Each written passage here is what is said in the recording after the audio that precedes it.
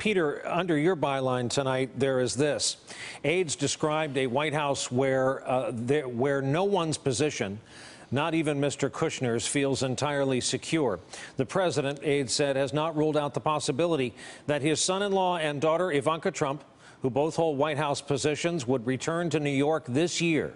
Mr. Trump has been more open in discussing the possible departure of Reince Priebus, the White House chief of staff. Peter, you said Mr. Spicer may be on the bubble. That bubble appears large and growing.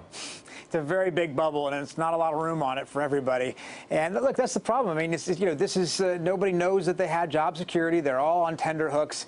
It's a little like a reality show where they vote somebody off the island and nobody's sure who's going to be there at the end of the week. Reince Priebus has had a tough tenure as chief of staff. The president jokes about sending him to Athens to be the ambassador to Greece, where his family has some roots going back.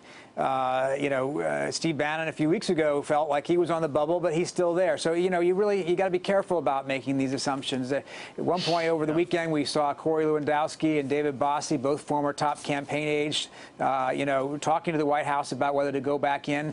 We're told tonight that David Bossie is saying, no, he's not going to go back in. He's got family concerns about that. We don't know what that means for Lewandowski. So it's a very fluid situation, and you can see why, there's a lot of sort of anxiety and uncertainty inside this West Wing right now. Ashley, because leaks have become such a thing, and because all we know from this White House is what we get from the podium, that's the interface with the customers, since the president doesn't appear to take questions on camera anymore. I know you'll be careful here, but what kinds of people leak to you on average? Are they career types? Are they appointees? You've had bylines with 20 and 30, all of you now on television had from this. Why we've never seen numbers like this at all. So is there a leaker profile you can put together?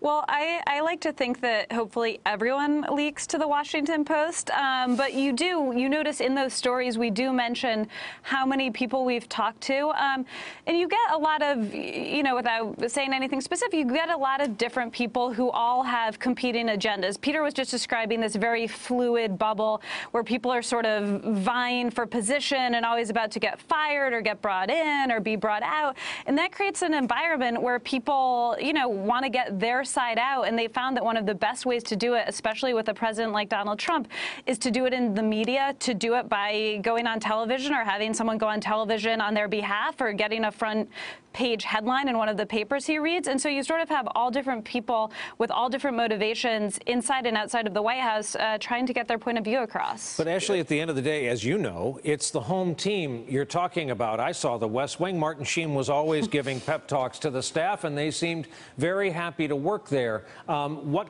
must that do to the mood?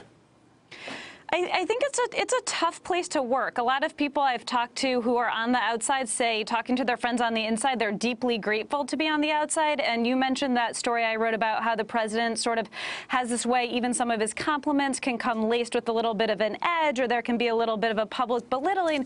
And so it makes it a place where, while Donald Trump demands absolute loyalty, he doesn't always seem to return it to his staff. And I think that's another reason you see some of these leaks. Yes, they're somewhat loyal to the president, some of them deeply so, but they're also always trying to save themselves. Hey there, I'm Chris Hayes from MSNBC. Thanks for watching MSNBC on YouTube. If you want to keep up to date with the videos we're putting out, you can click subscribe just below me, or click over on this list to see lots of other great videos.